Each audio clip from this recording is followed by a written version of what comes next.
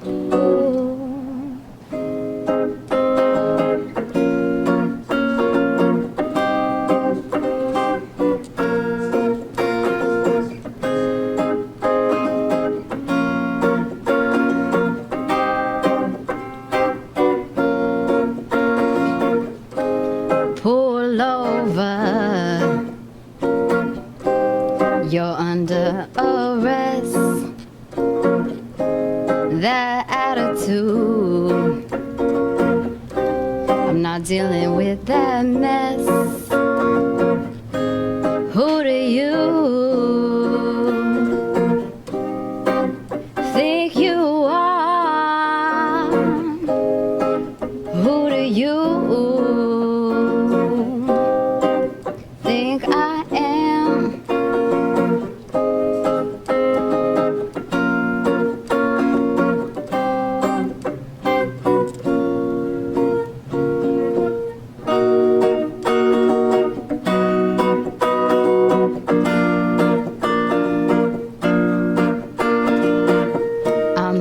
Positivity and necessity that shines brighter than any accessory, caressing me. And ooh, they'll try and put you to shame. They'll try to judge you before they even know your name. I make positivity a necessity that shines brighter than any accessory, caressing me. And ooh, they'll try and put you to shame. They'll try to judge you before they even know your name.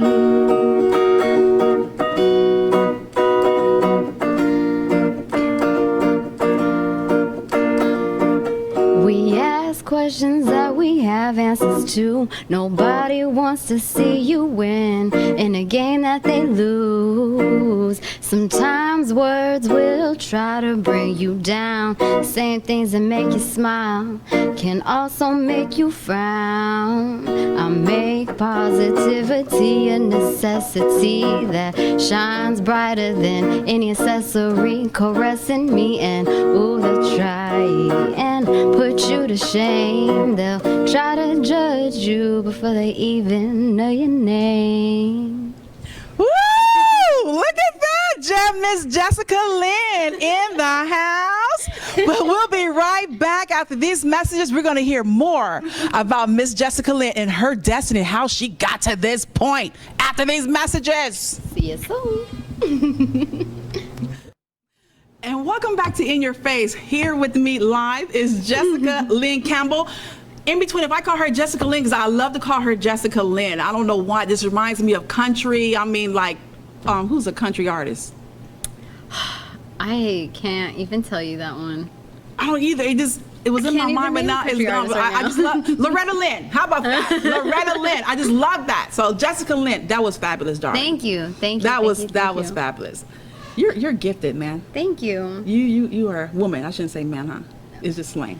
It is slang. It's okay. You know how we roll. You know how we roll. Absolutely. But that was just fabulous. And today we're going to be talking about, since Jessica, she is an artist. Yes. Okay. And we're going to be talking about destiny. Destiny and purpose. And purpose. And passion. So Jessica, we want to know a little bit about you. I mean, the audience wants to know more about you and where you're coming from, because I know in your music is very positive, and it's awesome. Because I think right now, the day that we live in, the generation that's right now in the world, they need positivity because we have so much negative going on. Yes. I mean, not to put down rap or anything like that, but the messages is just too much. We're saying to preserve women, to talking about women's lib and this and that, but then you're talking about things, go swing on a pole, and as long as you my hoe, as long as you bring my money to me. No, I mean, it's so degrading. It is. I mean, for a black woman, people find it weird. I mean, I have so many different layers of myself, Jessica. I mean, I like country music. I'm talking about Kenny Rogers, Dolly Parton, Alabama, but nothing against rap. I just don't. It's not for me. Yes. I completely understand. It's not for me. So tell us more about yourself, because you are so creative, darling. So a little background on myself is I grew up a military brat. Okay. Air Force brat, okay, to be specific. Traveled all over. I was actually born in New Mexico. Okay. Went to the Philippines. That's where my brother was born. And we actually had to evacuate because there was a volcano. So we ended up evacuating my mom's, land. Went to Alaska. From Alaska, we lived there for a couple years, and then South Carolina, back to Alaska, and then Alaska to Wyoming, Wyoming to Portugal, actually, which was the Azores, not the actual mainland of Portugal. Okay. From there, we actually came back to the States, Northern California, where my dad retired at Travis Air Force Base, and that's where my music actually begun. Is that right? Yes. And do you come from a musical background? What about your family? Is music in the family? My music is in the family. My grandma, she played the piano, and she sang gospel at her church. And rest in peace to my grandma Bertha. She died, and I didn't get a chance to really meet her because we traveled so much and we were always gone. Okay. And I remember ever since I was young, I was in the Philippines, I could say like I was 2 years old and remember seeing a red guitar in one of the rooms. And every time I was gonna go walk to it, somebody would snatch me up. Is that right? And so I Because always you're so cute. They just want to paint your cheeks. somebody would snatch me up and I was like, man, I need to get my hands on whatever that is. I had no idea it was a guitar, but I still remember that memory. Isn't and I that was right? so, yeah, it's still vivid like it happened yesterday. Oh, wow. Yeah, That is so wonderful. You most definitely have a very, I'm going to say, angelical voice. Thank you. You know? And I know I had spoke to you briefly before, and you were telling me about, you know, what made you not go into like how would I say? How people kind of compromise themselves for music to be into the mainstream media of music. What made you not go that direction? What made you stay positive, on the positive side of the music? Well, I was actually writing from a lot of my pain when I first started music. And I was also listening to a lot of like Amy Winehouse, Erykah Badu. Okay. And I was hanging out with a friend one time and he was telling me, have you ever heard of the Nation of 5%? And I was like, what is that? You know? And he was telling me that, oh, it's this like group of people, which was like a spliff off of Islam, but not to get into like religion or anything like that. No, we're not going there. No, we're not going to go there, but it was still interesting because I started reading about what their values were, and a lot of hip hop artists are actually within this like Islam. Like Islam and the Nation of 5%. Okay. One of them being KRS-One, Rakim, and their rule was you have to sprinkle knowledge and wisdom into your music. It has to be conscious. That. Very good. And so when I heard that, I started listening to all the music that I had listened to all my life and was actually listening to the words, and I was like, oh my goodness, there's messages. And, you know, learning about us as slaves, you know, we actually sang in the cotton field and we would deliver messages, and you know the white man wouldn't even know that we were like, they just thought we was singing, but we was like, oh yeah, no, we was carrying messages. And we knew where to meet each other at night through songs. You know what, Jessica, I like that you said that. And coming from, I mean, do you mind, I know you're in your 20s, correct? Yes.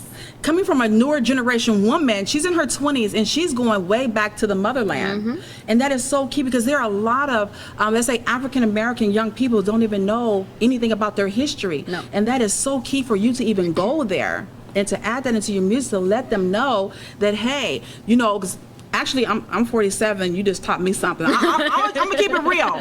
I'm not gonna play like I am not gonna play like I know everything. So she just, as a young woman, taught me something, and that is key. That is so very important, and I like that fact. You know, I mean, tell us some of the things that you face in the industry.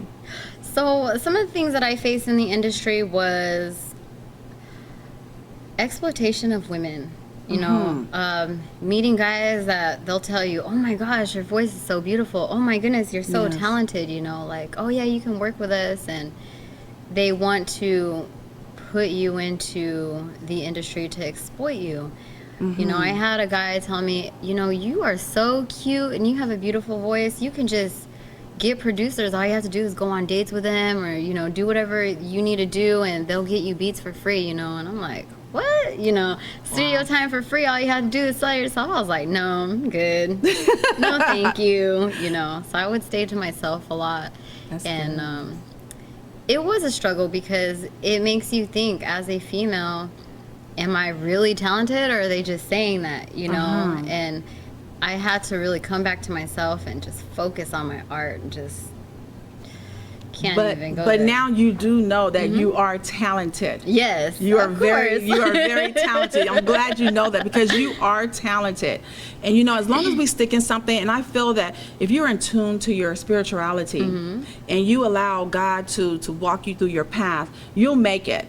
And so when people they want to rush it in, they want like instant. Yeah. People are in the instant gratification mode. But so you got to understand, God there's steps he has to take you, because when he takes you through those steps, he's going to allow you to keep it. He's preparing you Yes. for the top. You can't just jump over the hurdle and say, okay, no, it's not going to, you're going to fail. No. When God's doing it, he's doing it in a very gradual way, because in those lessons, he's teaching you something. And hopefully while you're going through that, you are learning it and you are keeping it with you. So when you get there to the top, you'll know like, nope, you are not right. Something wrong with you. Get back. You'll know. Yes, and that was actually something that I learned as a young artist when I first started doing music, and I was actually dating a musician at that time, and he was getting a bunch of shows. So I was like, oh, that's what I got to do. You know, so I'm sitting here trying to book shows, and I didn't even really have music like that, you know, and he was like, baby girl, you are doing it all wrong. You know, you don't go to people and, you know, have them look at your art. You focus on your art and they will come to you. And then he also mentioned a story in the Bible where it says, if you go to somebody's party, you sit at the lowliest spot. You don't sit in the king's chair. Come on now, talk to me. Because when he comes in, you're going to be disgraced. He's going to ask you to move out of his seat. It's always best for you to sit at the most lowly spot so you can be exalted, and he will invite you to the top. So that's something that I always carry with me everywhere. Humbleness. Have to be humble. Come on, girl. You better say something right now. I think she feel like preaching. Because, because I believe in Jesus Christ as my personal savior. Whatever your spirituality is, we don't, we just keep that over there. Thank you, Jesus. But the thing is, see, Jesus was humbled. He humbled himself to the point of a servant, to where he washed his disciples' feet. He didn't say, okay, hey, I'm Jesus and you better wash my feet. No, but he humbled himself. And see, that's what he says, when you humble yourself, you take yourself to the lowly places. So you got to understand, it's not about if people see you, God sees you. And when it's time for that elevation, trust and believe. He doesn't need your help. Yeah. Because he is the creator and we are the creation. So that's what we have to understand. And I try to rush to go ahead and let God, take us through those steps of what he's trying to do. And you have to go through the process, because as an artist, I was going through the process. I actually was kind of not lost in the process, but so in the zone of the process that fame and all that, being recognized, I wasn't worried about that. I was being a servant in the community. I was serving the kids, I was serving organizations, and I was giving my time, donating my time. I go out a lot and I paint with kids, and through that, doing that for many years, then people start recognizing me, and I wasn't even trying to be recognized. I was just so in the zone of my services and servicing the community. So would you tell me, would you say that music is your purpose?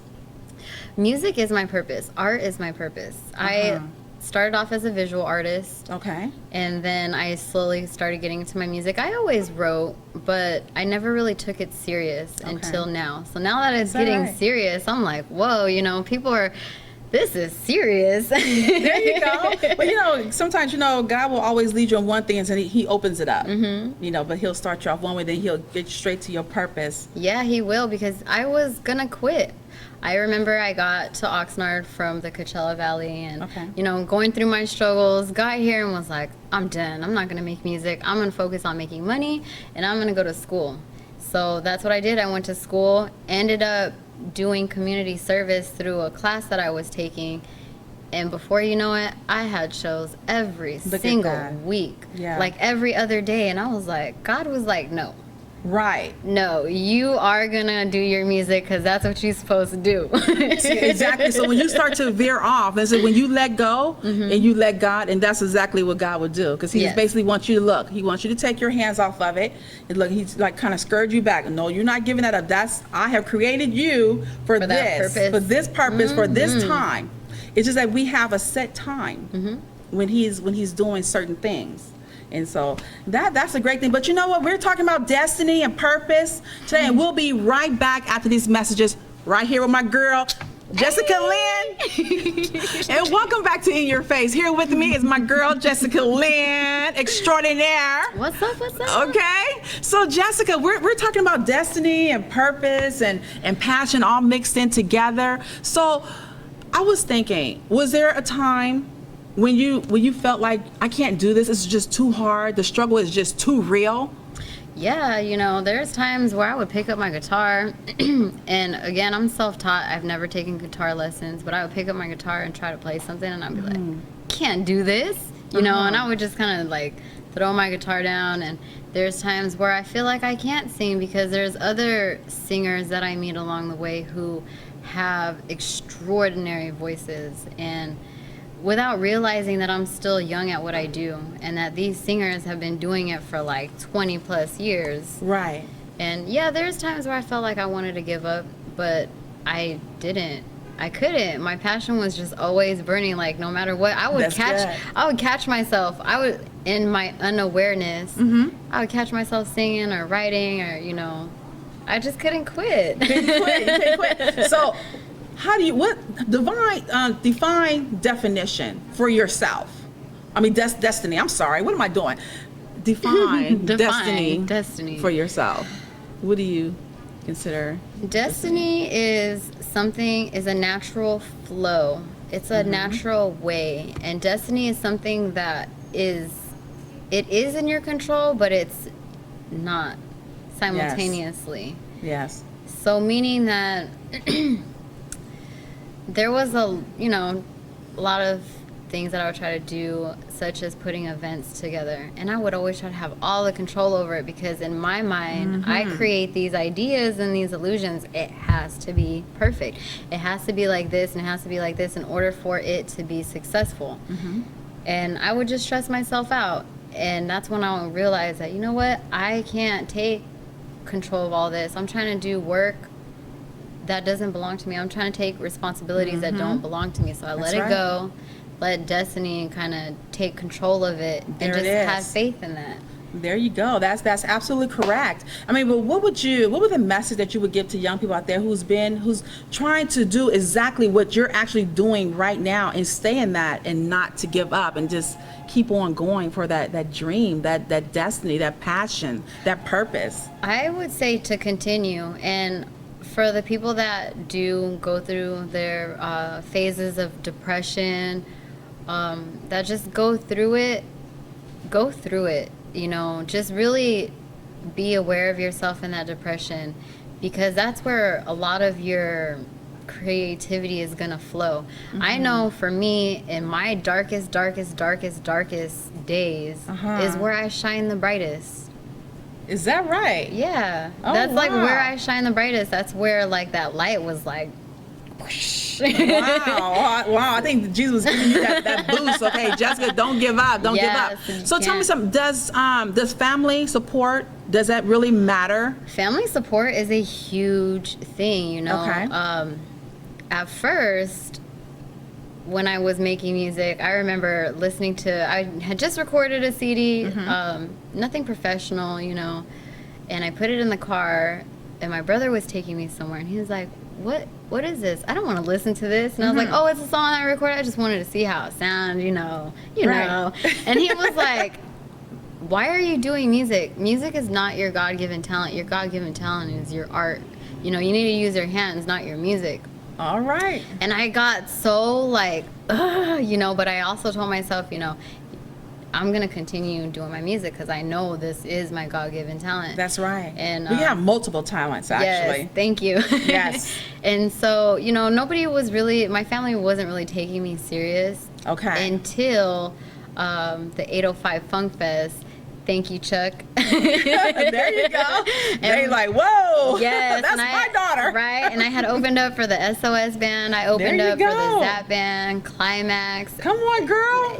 And so my parents were there, and my dad got it on film. And I remember actually my brother came to one of my shows and was like, whoa, I didn't know you can sing like that. I didn't know you can rap like that, And then I just took myself serious, because if you don't take yourself serious, nobody's gonna take you serious, and you can't let the outside affect you. You have to just stay strong here. Exactly. 'Cause what would you say to those young people who they don't have that family support? They don't have anyone. All they have is self. That's all they have. How can they get past that? The negative chatter that goes back here in the back of the head. Oh, you're not good enough. You got, like you said, you have people with 20, 30 years experience. I would continue being strong in yourself, but I would also continue meeting and surrounding yourself around people that are doing the same thing as you. Surround yourself around, even though you don't have family, blood family, you have community, and we're all here, and that's what I always tell everybody. Absolutely. People are like, I don't know who to go, I don't know, my family's not even artistic, so they're not, catering to my artistic abilities, and you need to kind of get yourself around artists, people that are doing the same thing as you, that have the same visions and dreams as you, who support you. Right. That is so key. And that was so, I'm going to go back to what you said. That is so key when family members, they don't seem to believe in what you're doing. The same thing with me and my inspirational speaking. They say, okay, yeah, Tonya just has a big mouth. She always talks. But then when they came to one of my seminars, and my brother was like blown away. Oh my God, you're so gifted. You have such power when you speak. Oh, now you recognize. Yeah. First it's like, oh yeah, that's Tonya, shut up. But then when they see you at your peak, and when you're performing, and then they say, oh wow, then they want to hold you. Oh, that's my sister. Yeah. See? Okay. And that goes back to time. Timing is everything. Timing's everything. Timing is Absolutely. Absolutely. But you know what, Jessica? You're gonna give another treat. Jessica, give another treat. So after this message, we're gonna come back with Jessica, and she is going to close us out with her great, wonderful, extraordinary voice. Jessica Lynn. See you guys soon. Welcome back to In Your Face, and we're here with Jessica Lynn, and we have come to our end, Jessica. Oh, but not yet. I know, and I don't want you to leave, honey, but you know what? We're going to end on this note. Jessica is going to sing us out right now. We're going to hear from Jessica one more time on In Your Face, and she's going to take it there. All right, so this song is called No Fear in Love. All right, No Fear in Love.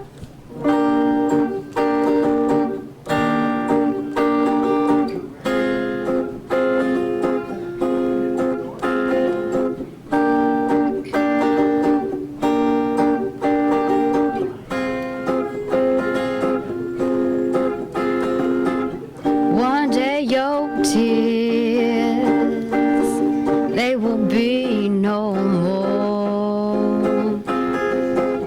One day your fears, they will be no more.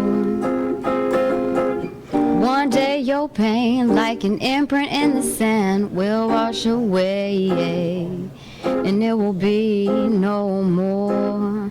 One day your sorrows, like a bird, will fly away, and it will be no more. That's how I know, there's no fear in love. No, no, no, no. That's how I know, there's no fear in love. No, no, no, no.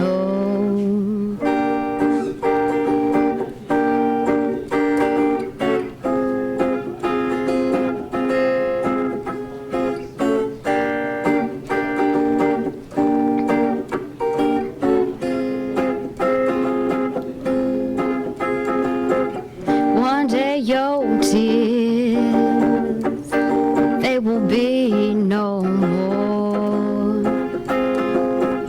One day your fears, they will be no more. One day your pain, like an imprint in the sand, will wash away, and it will be no more. One day your sorrows, like a bird, will fly away, and it will be no more. And that's how I know, there's no fear in love. No, no, no, no. That's how I know, there's no fear in love. No, no, no, no. Thank you. That was Jessica Lynn Kimble. Jessica, let the folks know how can they get in contact with you if they want to hear some great music so they can book you for their engagement. Let them know. You know, the most simplest place at Facebook, www.facebook.com/J.Lynn 88. Yes, just J.Lynn88. Or you can find me on Facebook at Jessica Lynn Kimble, and that is Jessica Lynn, Lynn, Kimble, Kimble. You could also find me on SoundCloud at soundcloud.com/Yeska, and that's Yeskah. Hit her up. All right, this is Tonya for In Your Face. Until next time, we out. Peace out.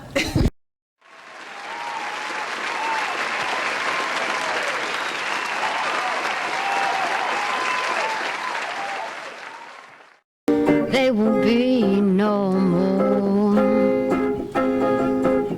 One day your pain, like an imprint in the sand, will wash away, and there will be no more. One day your sorrows, like a bird, will fly away, and there will be no more.